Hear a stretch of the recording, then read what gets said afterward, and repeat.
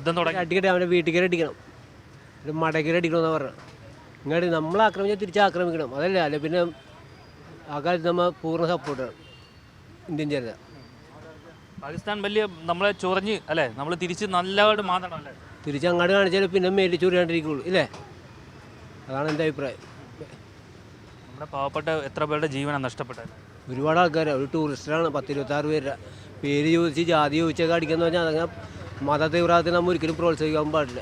നമ്മളോട് കാണിച്ചതിൻ്റെ ഒരു പ്രതികാരം. പക്ഷേ എന്നാലും നിരപരാധികളെ ശിക്ഷിക്കപ്പെടാൻ നമുക്ക് അറിയാൻ പറ്റത്തില്ലല്ലോ.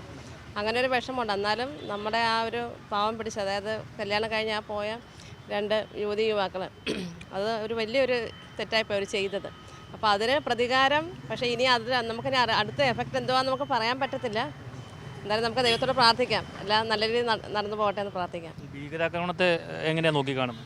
ഭീകരാക്രമണത്തെ നമ്മൾ ശക്തമായിട്ട് അത് എതിർക്കുക വേണം. പക്ഷേ അതിനകത്ത് നിരപരാധികളോട് ഉൾപ്പെടുന്ന അതൊരു സങ്കടകരമായിട്ടുള്ള കാര്യമാണ്.